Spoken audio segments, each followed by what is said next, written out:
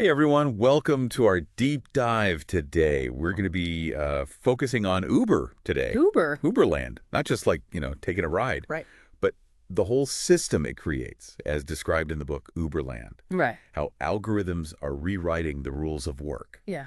And we're going to be using excerpts from the book to guide our conversation. Yeah. So, yeah, buckle up everybody, because this is going to be a fascinating look at how Uber kind of blurs the lines between consumer, entrepreneur, and worker. And trust me, this is relevant To everyone. to everybody. Yeah, even if you've never used the app. Mm-hmm. So I think what's really interesting about this book is it kind of takes us beyond just ride sharing. Yeah. And it's using Uber as this kind of lens to examine how technology and algorithms are changing the very nature of work in the 21st century. yeah, that's a great point. And one of the things the book does so well is it starts with a story of an actual Uber driver in Atlanta. His name's Freddie. Oh. Now, Freddie has a full-time job at a fast food restaurant. Oh, wow.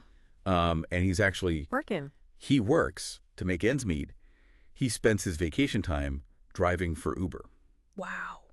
And they tell a story where he's working these, 14-hour days, sleeping in his car at the airport. Oh, my gosh. Between shifts. That's wild. I mean, just to kind of give you a picture. Yeah. Kind of dedication and what he's doing. what he's going through. Yeah.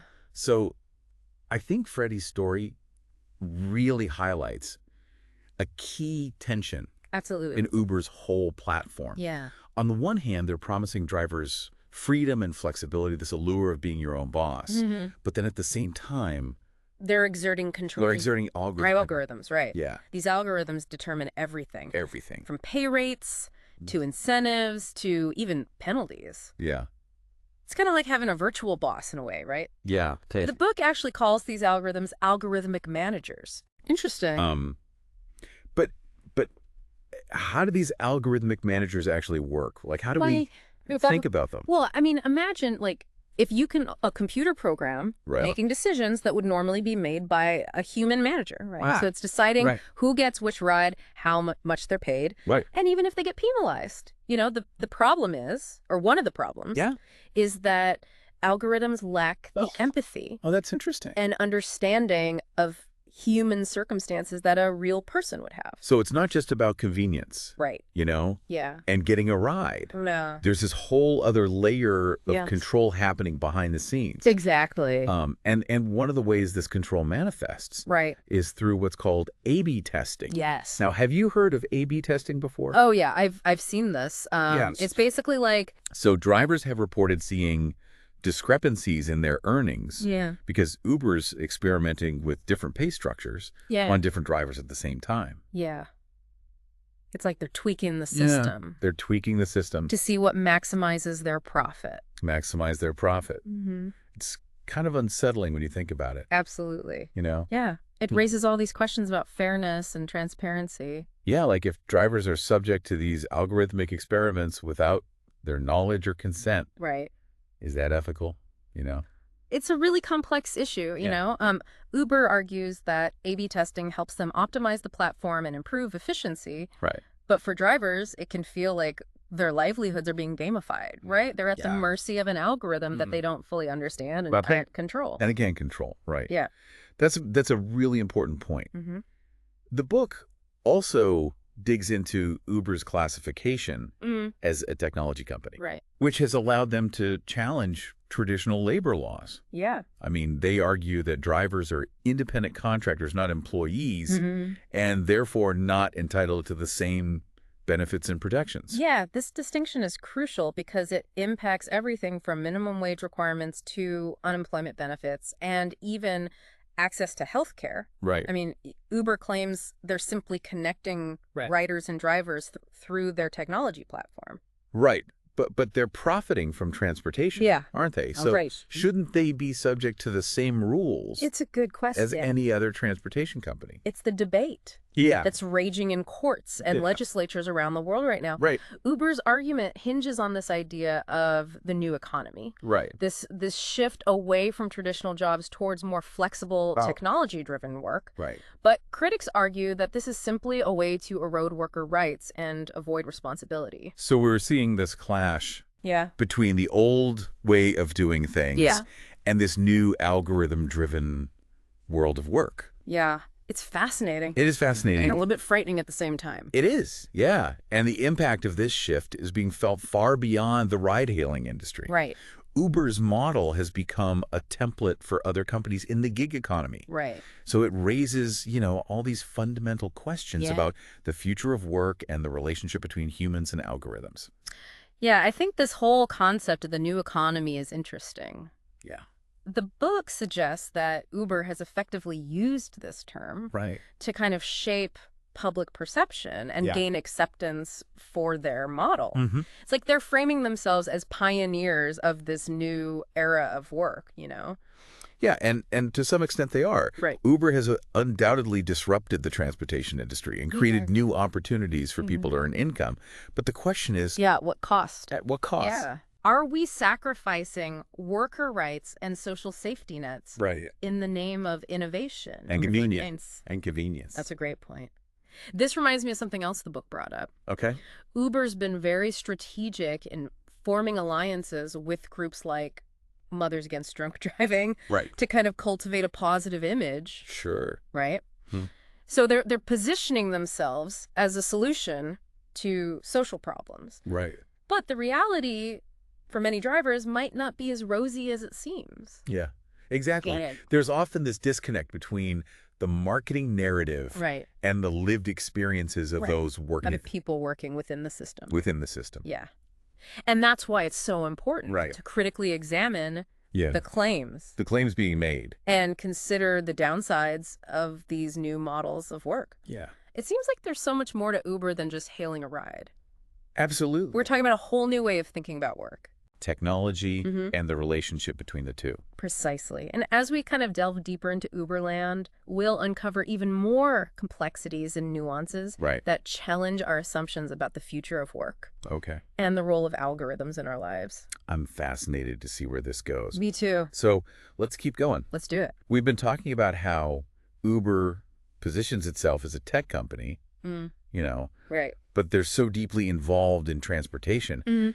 Is this just a clever legal strategy, or are they really sidestepping their responsibilities?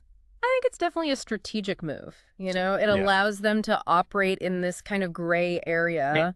By emphasizing their tech side, they can challenge traditional labor laws and regulations. And they argue that drivers are independent contractors, not employees. Right. Which has huge implications. Huge implications for everything. Yeah. So they get the benefits of being this transportation giant. Right. But without the same obligations. Essentially, yes. Okay. This classification impacts things like minimum wage benefits and even accessibility services for passengers with disabilities. So they've argued that because they're a technology company and not a transportation company, they're not subject to the same requirements as traditional taxi services. It's a fascinating argument. Yeah. But it does raise ethical questions. Absolutely. Are they exploiting loopholes to avoid responsibility? It's a complex issue. Yeah. There are valid arguments on both sides. Uber argues that their model provides flexibility and opportunity for drivers, while critics point to the lack of traditional worker protections and the potential for exploitation. Yeah. And this power dynamic between Uber and its drivers is something that keeps coming up in the book. Absolutely. It seems like drivers often feel powerless against this tech giant. They do. Uber holds a significant amount of power in terms of its market share and its influence on the broader tech landscape. Drivers, on the other hand, often rely heavily on the platform for income, yet they lack the traditional safeguards of employment. Right. And the book highlights this with all these stories of drivers struggling to make ends meet and feeling like they're at the mercy of the algorithm. Absolutely. And, Uber has been very effective at shaping public perception through carefully crafted narratives, right? They promote this idea of ride sharing as a form of entrepreneurship, empowering individuals to be their own bosses. But as we saw with Freddie, the reality is quite different. It's quite different for many drivers. It's not always about freedom and flexibility. It can be long hours, unpredictable income, and this constant pressure to meet the algorithm's demands Exactly. The book kind of challenges that romanticized vision of the gig economy and exposes some of the less glamorous realities for those working within these systems. It raises these questions about the trade-offs we're making for convenience and technological disruption. It's almost like Uber's trying to have it both ways. They want to be seen as innovative and disruptive, but also avoid the regulations and responsibilities that come with being a major player. A major player in the transportation industry. Yeah, and they've been quite successful at this, at least for now. Their classification as a tech company has allowed them to operate with a level of agility and flexibility that traditional transportation companies simply don't have. The book also talks about how Uber often frames issues like wage discrepancies as technical glitches, blaming the algorithm instead of taking responsibility. That's a key point. By deflecting blame onto the technology, they create this distance between themselves and the real world consequences. Drivers. It's kind of like saying, don't blame us, blame the computer. Exactly. And this lack of transparency is another major concern. Drivers often lack access to crucial information about how the platform operates, how pay is calculated, or how their data is being used. This information asymmetry creates a huge imbalance of power. The book talked about how drivers are relying on online forums and social media to share information and support each other. These online communities are fascinating because they highlight the resilience and resourcefulness of workers. They're using technology to organize, advocate for themselves, and create a sense of solidarity in a work environment that can be very isolating. It's almost like a digital version of the labor unions of the past, where workers came together to demand fair treatment and better working conditions. It's a powerful analogy. These online forums are crucial for drivers to connect, share experiences, and learn from each other. They provide a platform for collective action and a voice for those who might otherwise feel unheard. So it seems like there's this tension between the individualistic nature of gig work and the need for collective action to address these systemic issues. And this tension is playing out not just in the ride-hailing industry, but across the gig economy as a whole. As more and more work is mediated through platforms and algorithms, we need to rethink traditional notions of worker rights and how to ensure fair and equitable treatment for all. You know, it's kind of mind-blowing how Uber has become this massive social experiment. And we're all kind of participants in a way, you know? And what's interesting is this experiment isn't happening in isolation.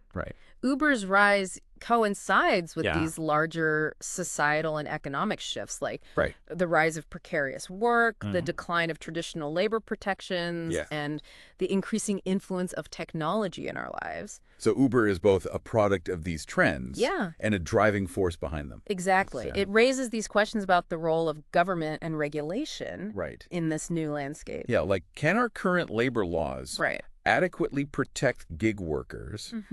Or do we need new frameworks to address the unique challenges of platform-based work? The book mentioned how Uber drivers in Pennsylvania were struggling to access unemployment benefits because they were classified as independent contractors. That's a perfect example of how our existing systems are struggling to adapt to this rapidly changing nature of work. In the digital age. It really does feel like we're navigating uncharted territory here. We are. With technology evolving faster than our laws, and social safety nets can keep up. Absolutely. And this is why I think these conversations are so important.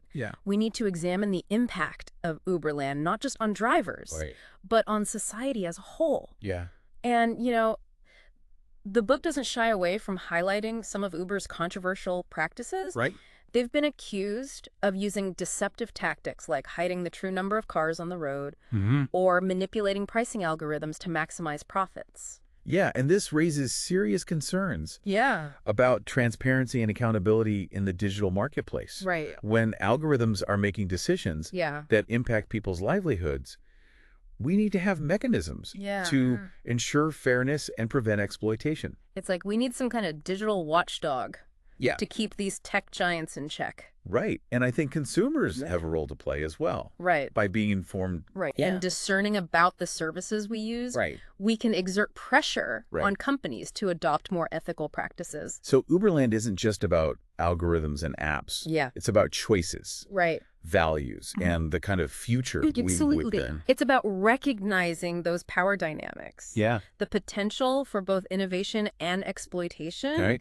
And the need for critical engagement with the technologies that are shaping our lives. I think this deep dive has been really eye-opening. Yeah, it has for me too. It's amazing how Uberland reveals so much about the complexities. It really does. Of work, technology, and society in the 21st century. It's been a pleasure kind of exploring these ideas with you. Yeah, absolutely.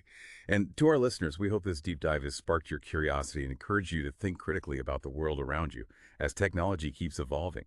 It's crucial to stay informed, engage in thoughtful discussions, and consider the implications of these advancements for ourselves and future generations. Thanks for joining us on this journey through Uberland. Until next time, keep diving deep.